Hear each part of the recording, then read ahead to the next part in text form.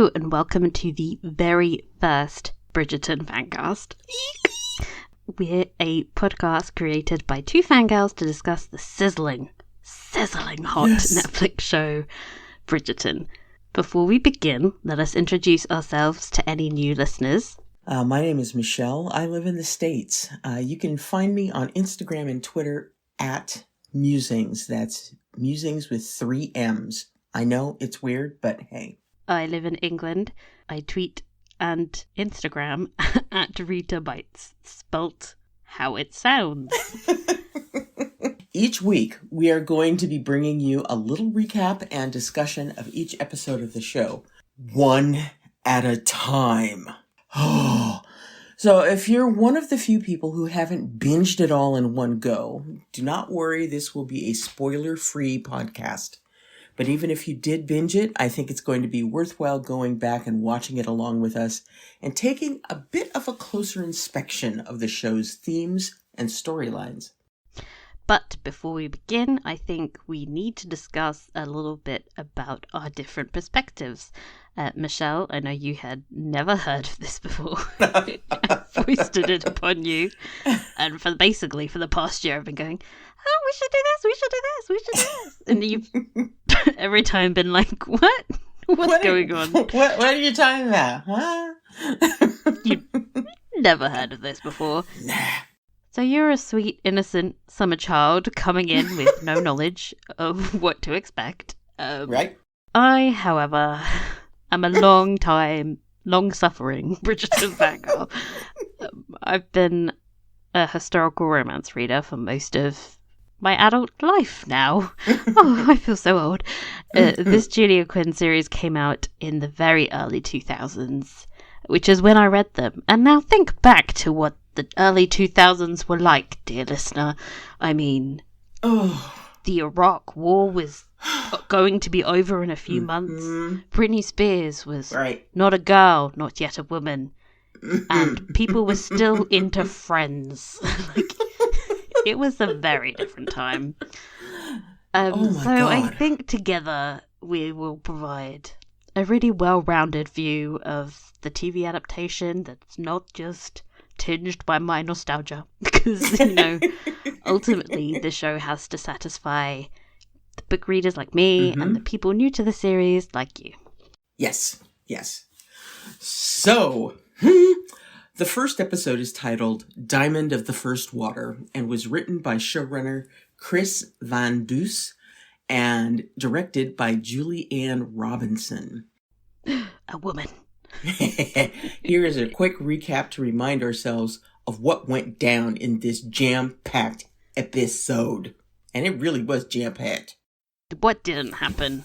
I know. We began in London, 1813, at the start of the social season. The Featherington girls, Philippa, Prudence and Penelope, and across the street our protagonist, Miss Daphne Bridgerton, are all preparing to be presented at court. Now, upon seeing Daphne for the first time, Queen Charlotte, j'adore, declares her to be, in the words of Beyonce, #flawless. Yes. Now, securing royal approval is a huge coup de grace for Daphne and means she's now expected to score big on the marriage mart. No pressure. None at all. Meanwhile, there's a new scandal sheet in town. Lady Whistledown's society papers is being circulated amongst the ton, and it's attracting a lot of attention because it actually dares to list people by name. Luckily for Daphne, she is declared the Diamond of the First Water, which is 19th century lingo for a bad bitch, I think. But yeah. Across the road, the Featheringtons are introduced to their guest, Marina Thompson, who is poor and expected to be hideous, and a distant cousin who's staying for the season. Turns out she's gorgeous. Enter Simon Basset, i.e., the new Duke of Hastings, who is in town to sort his affairs after his father's death. Unfortunately for him, Lady Danbury has other ideas and insists that he attend the ball she is hosting that night. Matchmaking mamas beware. We then head to the opera. where Anthony Bridgerton meets with his mistress, Sienna Russo. Did you recognise Sienna Russo? I did. Oh my god! What the hell? Why does everything lead back to Poldark? Oh my gosh, she's absolutely stunning in this. So anyway, he discusses his dedication to his family and how he feels a duty to protect his sisters from the arsehats that Ton has to offer as potential husbands. Ball time? Titled, chaste, and innocent. This is what they have been raised and trained for since birth. Tonight we shall discover which young ladies might succeed at securing a match. Daphne makes a slow-mo entrance into the ball as an Ariana Grande cover plays in the background. Iconic. Yes. Immediately, she is swarmed by suitors, much to her mother's delight. Unfortunately, her chaperone Anthony bats them all down, one by one. Fortune hunters and second sons are not welcome here. Also at the ball are the Featheringtons. Penelope watches Colin longingly as he dances with other women all night. Poor Penelope. Including her actual cousin, Marina, who has become a huge hit with the men at the party, inexplicably and off-screen. I do not know how that happened. Much to the annoyance of Baroness Featherington, who doesn't need extra competition for her 3 very unmarried daughters. Meanwhile, Daphne is fending off the awkward conversation skills of Nigel Pembroke. She rushes across the room trying to make her escape. Across the ballroom, the Duke arrives and is immediately crushed by giggling debutantes and their mothers. He too tries to make his escape, and exactly halfway into the episode, Daphne and Simon, otherwise known as the Duke, bump into each other. Literally. Simon assumes she is another desperate girl flinging herself at him and is quite rude to Daphne when she asks to be introduced. But fear not, Anthony turns out to be one of Simon's old friends from Oxford and introduces them. Anthony then persuades Daphne not to dance with anyone and insists that she should leave them wanting more and head home. Unfortunately for everyone, she actually listens. The next morning, Daphne wakes up and assumes she will have a swarm of suitors calling on her, but they're all at the Featherington house, swarming around Marina instead, which leads Lady Whistledown to declare that maybe the Queen was wrong about Daphne, and maybe the jewel of the season requires closer inspection. Violet Bridgerton is having none of this nonsense, and following a good old gossip at the opera, conspires with Lady Danbury to prove Lady Whistledown down and about Daphne by setting her up with Simon, who, despite declaring he will never marry, is still the most eligible man in the aristocracy by a long shot. Simon is invited to dinner and is, of course, sat next to Daphne. Of course. They declare that they're not interested in each other. Of course. But the sexual tension begs to differ. Anthony realizes what his mother is doing and is pretty unhappy about it. He insists that Simon is not going to marry and that this is all going to end in disaster. And I don't think it's much of a spoiler if I suggest that he is correct. I mean, what do you get when you meet an emotionally unavailable man and a desperate singleton? Nothing good can come of this. No. Violet Bridgerton is 100% done with her son and reminds him that his duty is not to screw around with his mistress and rely on his brothers for an heir. She basically told his ass. Also, she's invited Simon to Vauxhall Gardens with them tomorrow, whether he likes it or not. The next morning, Anthony breaks off his relationship with Sienna. Bye. It was nice knowing you. Bye, girl. Daphne, realizing that all her prospects have dried up, also turns on Anthony. He's not having a great day. You have no idea what it is to be a woman. What it might feel like to have one's entire life reduced to a single moment. This is all I have been raised for. This is all I am. I have no other value. If I am unable to find a husband, I should be worthless. Lord Bearbrook decides that now that she is truly desperate, he's going to shoot his shot. Ugh. The next night at Vauxhall, Anthony tells Daphne that he actually can't think of anything wrong with Nigel. So after receiving an offer, she is to marry him. Daphne is, of course, not best pleased, it's fair to say. Honestly, somebody needs to take a horsewhip to Anthony. But I digress. I'm assuming that he is thinking, well, if I have to be miserable, so should everybody else. But I think it's like more, you need to marry someone and this is the only option. And the only reason why he's the only option is because what? It's because of you, stupid twit. Anyway, Colin runs into Penelope and asks after Marina. Sigh. Penelope tells him that Marina is, quote, sick, end quote, and at home with her mother.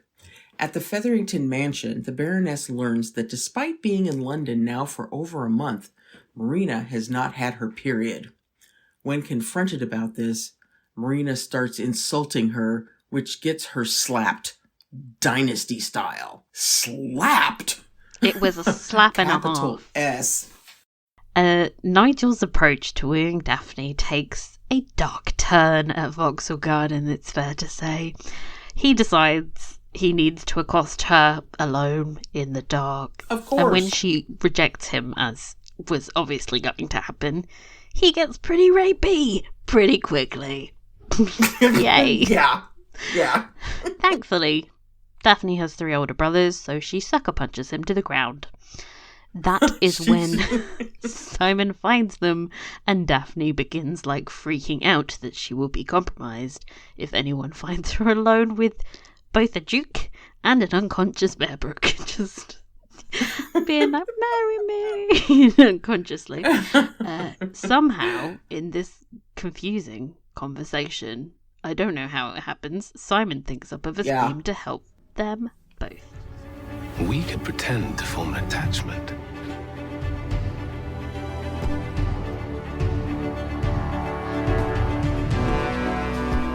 With you on my arm, the world will believe I finally found my Duchess.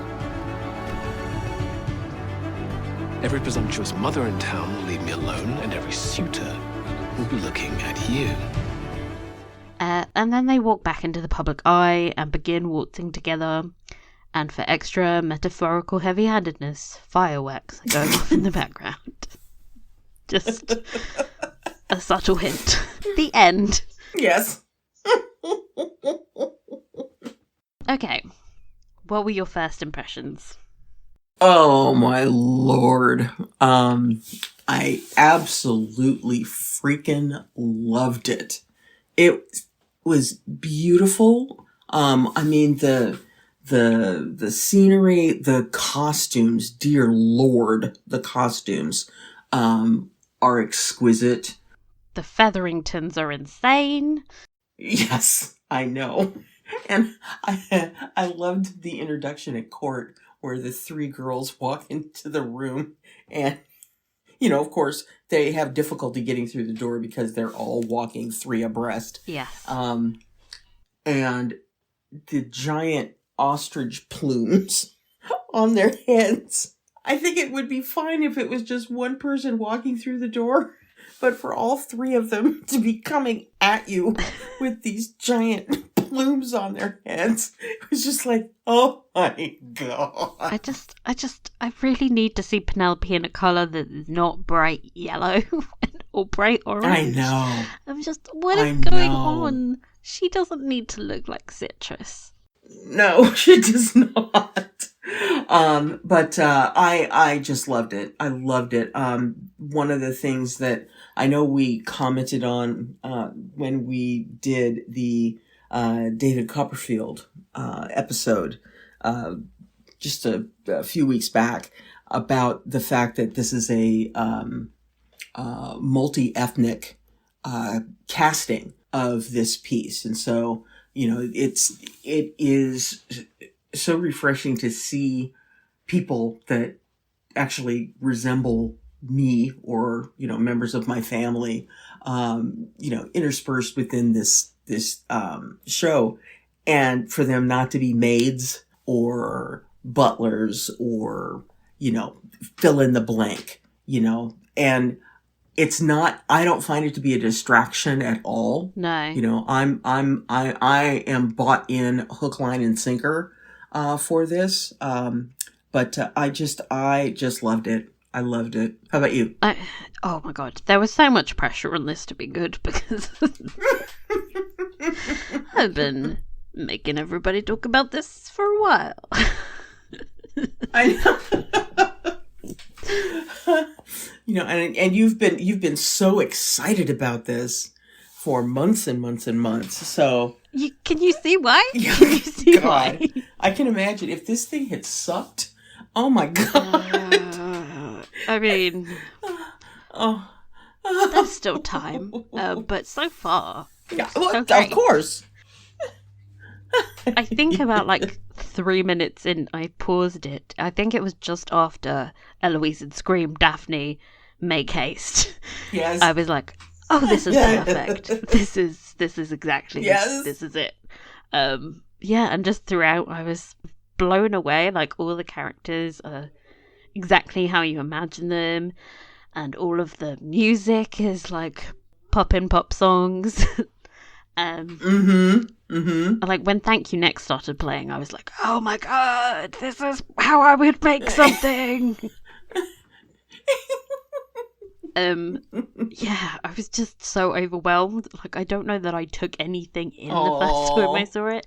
I was just like, "Oh my God, it's Penelope! Oh my God, it's this person!" You're just sitting there in the glow. You're in the glow. Yeah, Going, I'm so very happy. I'm so very happy. I'll watch it critically again in a little bit, but I was like not really sure what was going on. It was just like, it's very pretty. And oh my God, when they got to Vauxhall Gardens and it actually looked like Vauxhall Gardens and it wasn't like... I know. You know how I took the piss out of Poldark? Oh, yeah. There were like two extras and it looked like it was done for like 50 quid down the back of someone's garden. Yeah. We had fireworks. Yeah. We had a whole string quartet. I mean, it was off the charts. Also, I think it was done in the exact same location as the Poldark version, so I was like, lol. Oh, wow. Because I recognised some of that. Yeah. Oh my God, I was just so happy and overwhelmed and yay. And I can't really talk intelligently about that. I was just happy. Well, okay, let's talk about the storylines. Daphne's entry into society.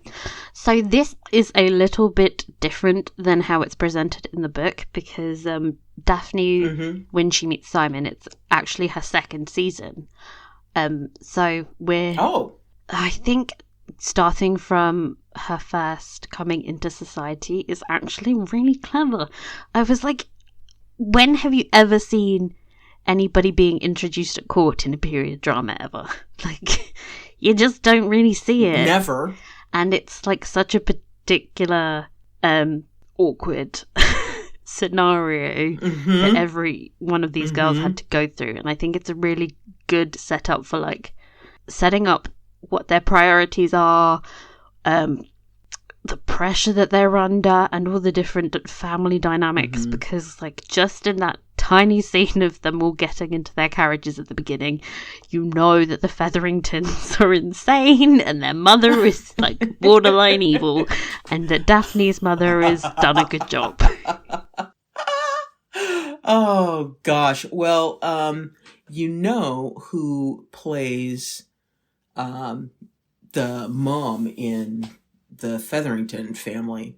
One of my very favorite. I adore her. She was one of the leads in the HBO drama, or kind of a 2-season miniseries, Rome, which is phenomenal, and where I was introduced to half a dozen of my very favorite British actors. If you are totally cool with some pretty heavy sexual content, it's a great series. I mean, you have to if you're about to watch this show, by the way. There's a load of shagging coming. Oh, well, seeing the scene in the park, I was just like, well, I see. This is where we're going with this. This is a romance novel, and, the shagging is important. Oh, yes. The shagging is epic. So, yeah, I'm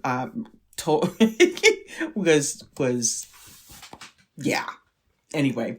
I love Lady Featherington, and I think she is just the right kind of, terrible mother that is going to probably emotionally damage her children, but, not in an evil way, not in a, let's make this a dark tragedy kind of way, just in an, this is going to be slightly amusing for us, but terrible for the daughters. It's like, put down the popcorn, dear. Do something to try and help your poor kids. There was that line where she told Penelope not to read the book because it was going to muddle her thoughts. And I was like, okay. It's like, Penelope, you need to get away from this family as soon as possible. They all do, really. I know. Let's see. Daphne and Simon's romance. Yes, so obviously this was the most cliche meeting ever. They literally walked into each other. Mm-hmm. Yes. They have amazing chemistry. They do. They just look at each other and you're like, swoon. Simon, in particular. Oh my God, Simon. Oh, sweet Lord. There's that GIF going around Twitter of him licking a spoon that I'm just seeing out of context because I haven't seen that yet. And I'm not okay. I don't think I can emotionally handle this. It's one of those moments where you're just sitting there, and your eyes are just following the spoon. And if someone were to come in to say, hey Rita, blah blah blah, if someone were to come in and say, hey Michelle, I would be incapable of acknowledging them because I would be so transfixed on that spoon. I'm still thinking about it now, to be honest, and it's been a good 20 minutes since I saw it. So what do you think about them? Do you buy into it? Oh, absolutely. And it is the perfect, it's the perfect Jane Austen romantic comedy, construction. It's like the two of them, can't stand each other. And you get that right away. And now they are in league with one another to try and put everybody off. But it's like, the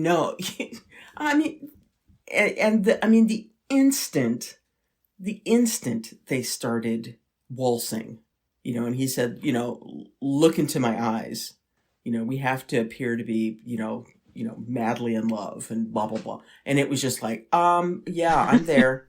Totally there.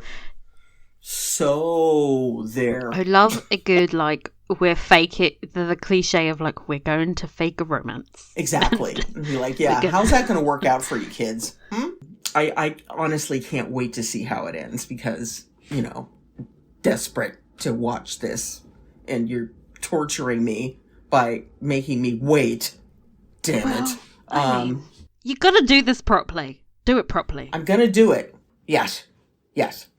And the minute that they started dancing, and the fireworks were going off, I was like, oh, I am what so a good in ending as well. I am in up to my hairline. So bought in, you just want to watch the next episode, and you can't. Exactly. I mean, I was sitting there, when the episode ended, and you know how Netflix is, where, they immediately, start the credits and then they have that little thing. Next episode in 3, 2, and frantically banging away at it going, It was like, play credits, play credits, play credits. Don't hit the wrong button. Oh my God. So, anyhow. So another storyline that was, I guess, established was the Lady Whistledown mystery, Gossip Girl for the 19th century. Yes.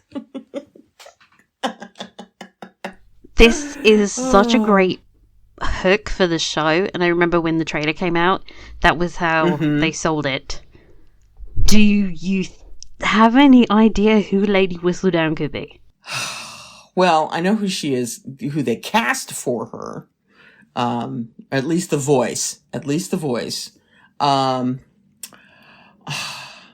was initially thinking it was Lady Danbury. That's a good guess. Yeah.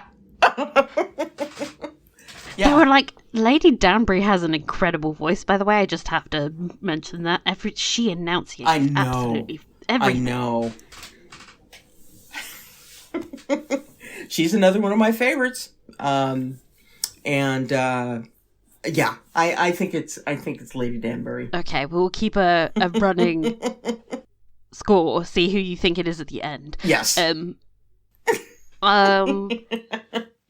Let us know who you think it is.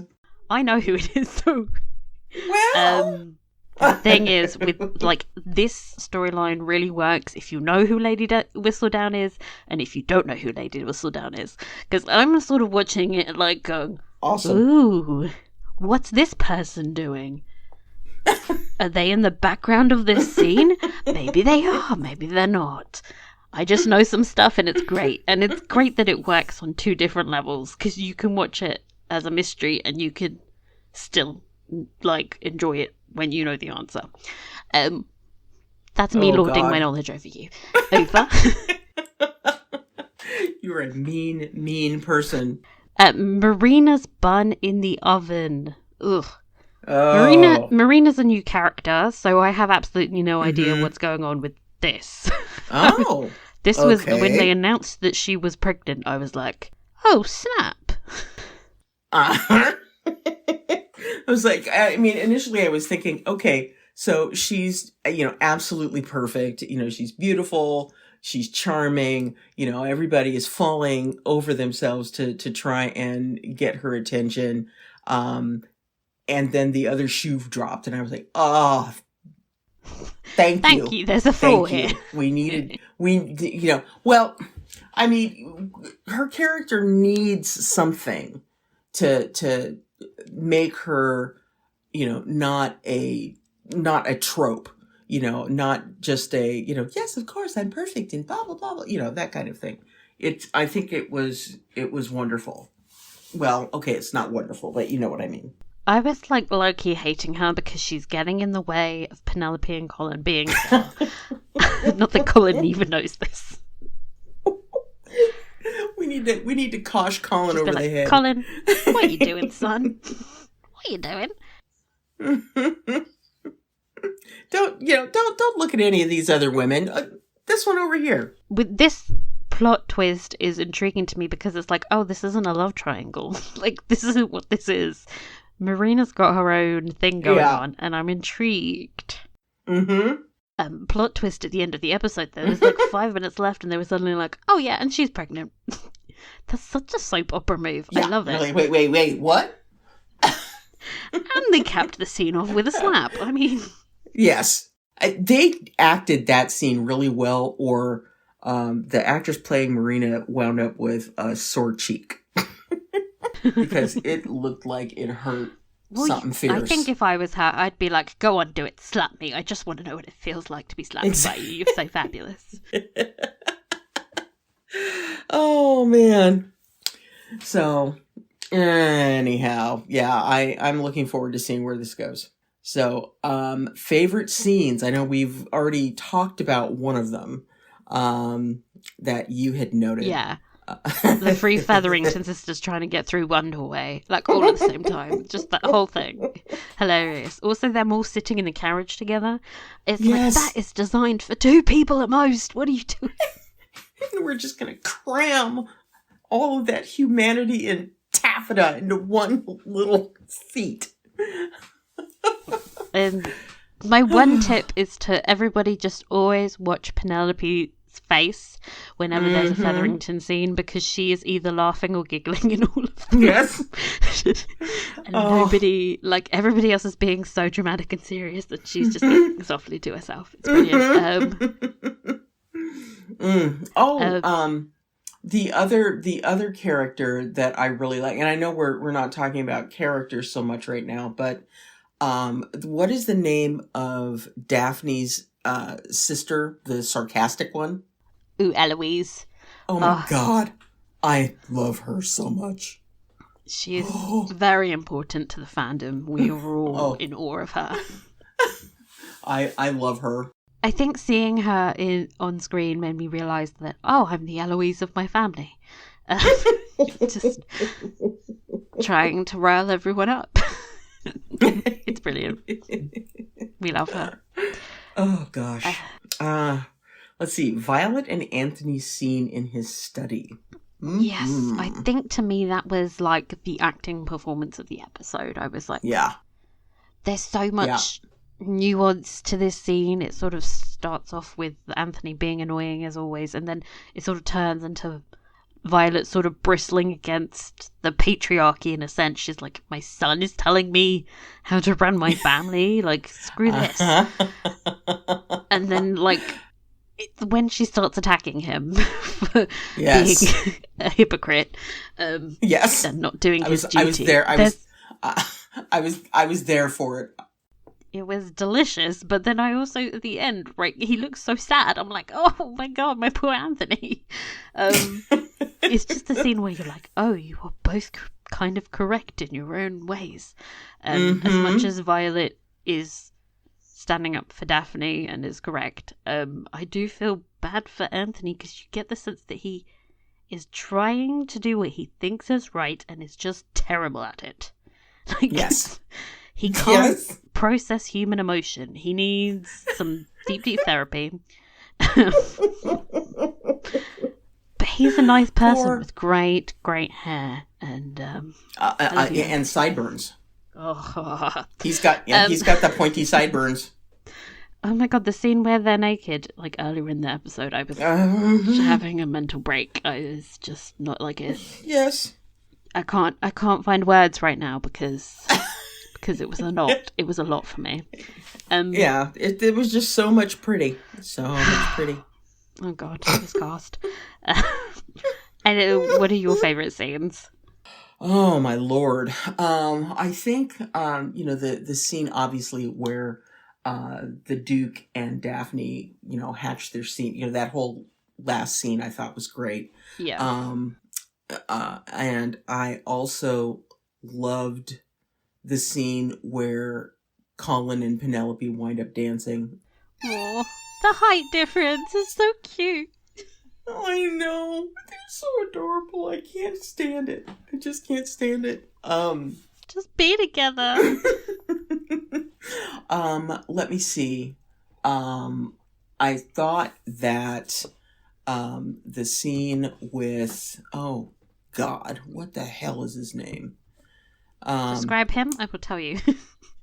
It's the actor that plays Nigel. Jamie Beamish. Yes. Oh, he's got this like crooked smile thing going on that is just... Yeah, it's like scary shark teeth sometimes. Yes. Yes. He just takes a turn. At first you think he's ridiculous, and then he's just menacing, and you're like, I shouldn't have underestimated him. He is scary. Yeah. Ugh. Ugh. Aside from the scenes that you already talked about, and I know that we've spoken about throughout the podcast so far, it's hard to pick. It's really hard to pick. Yeah. It's just so good. It's so good. There's so many set pieces as well, because you get like the ball, and then you get the opera scene, and then you get like Vauxhall Gardens, and they're all in the first episode. Like that would be like one party in one episode for most other periods. Exactly. And they're just like all of them. Exactly. They would spread that opulence out over the course of the 8 episodes, but it's like, no, we just got it's like we were getting the whipped cream straight from the can into our mouths. Just here, have more and more and more. Oh God, it was delightful, and please give me more.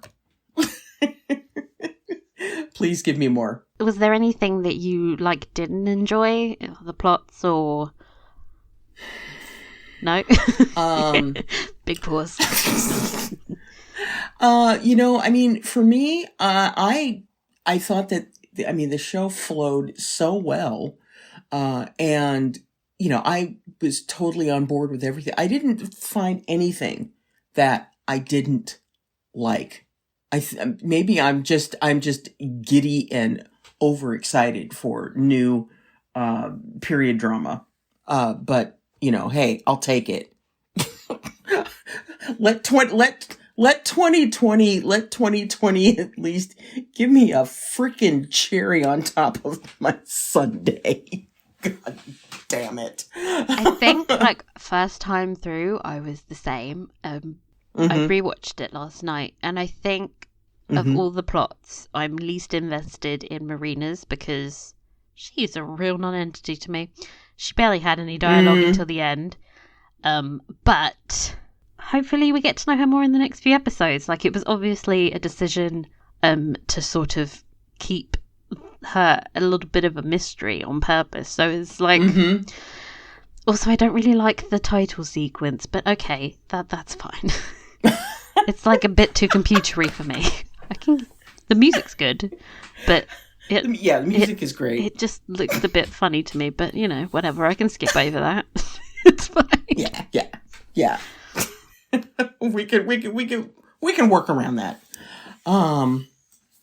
God. I think when we think about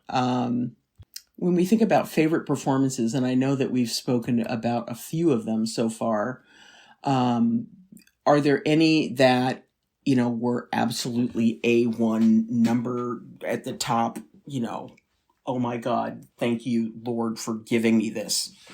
Julie Andrews, when she was cast, blew my mind. And then actually seeing how they use her in the episodes, it's so good. There's something about her voice that, it just drips with disdain while sounding very cheery, and it's a skill I never knew she even had. She can make things sound really awful, and it's amazing. I think there's also a double entendre about her as well, that you're just Julie Andrews, are you making a joke about what I think you're making a joke about? Oh. Just you sassy girl. It's delightful and I love it. Yes. But in terms of actual performances we see on screen, it will come to as a surprise to nobody who follows me on Twitter. My favourite performance was Jonathan Bailey as my boy, my son, Anthony Bridgerton. Because I think it's a really tough thing to do to make Anthony sympathetic. There are so many times when you just want to smack the boy around the head. He's literally ruining Daphne's entire life. But he's like, no, this is fine. This is great. This is an A+. This is going exactly how I wanted to. Yes. But he's somehow managed to infuse all of his scenes with huge pathos, and he looked like he was crying when his mum was telling him off. My poor boy. I know. And that excites me because he will be the main character for season 2. And I'm like, oh, they are setting his storyline up in the first episode of the season before. There is thinking and planning. Awesome. When has that ever happened? Oh my God. Colin? You mean there's a story arc? I think so.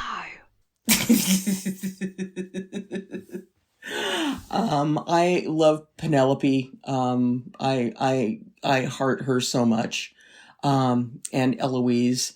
I'm wondering what's going to happen with Sienna, excuse me, now that now that she's been, dumped by Anthony. Sorry about that. Early morning frog.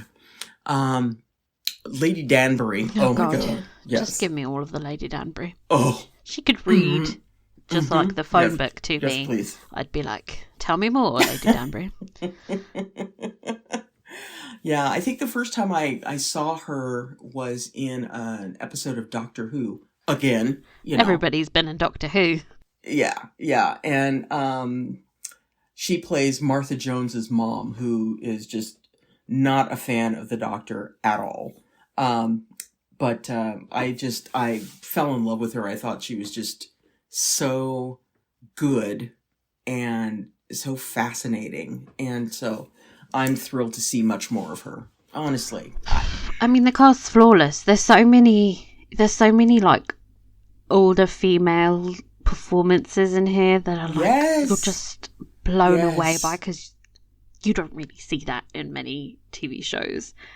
These shows are not written for women mostly, and they're definitely not written for older ladies. Mm-hmm. So to watch scenes with like Queen Charlotte or Lady Danbury, it's just like, yay. Mm-hmm. Yes, please give me all of the ladies being ladies together.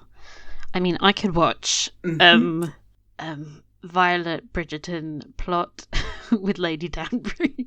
They're so convinced that they're like, yeah, I'll make some Gooseby pie and invite him around for dinner, and they'll be married next week. Oh, yes, exactly. No, I just give me more. Give me Just give me more. Okay, sorry, that was another Britney Spears reference. How many Bs would you give this show out of 5? And I realise that unlike the tricorns method we have used previously, you do not understand the B reference, but you will, hopefully. Soon? Okay. Because, I hear bees and I think, the queen. Queen bee, yeah. Yes.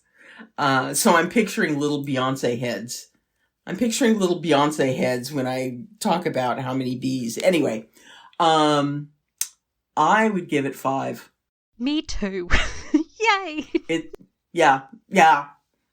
I would give it 5. I mean, it was an absolutely brilliant first episode. Sort of masterclass of television, making you want to watch all of it in one go. Yeah. Yeah. And I hate sitting here and not watching more of it. Yeah. And what cracks me up is, when Poldark was on, this is how we got it. We got it one episode at a time. Yeah, but you didn't really want more than one at a time with Poldark. Maybe in season 1. Oh, but when it got really dramatic, could you have handled it? Season 1, absolutely. Yes. Yeah. Well, after season 1, it's like you needed a break to kind of recover. Because everything was just so wonderful and perfect in season 1, and then everything just turns to shit. Like you can't have that many riots that close together.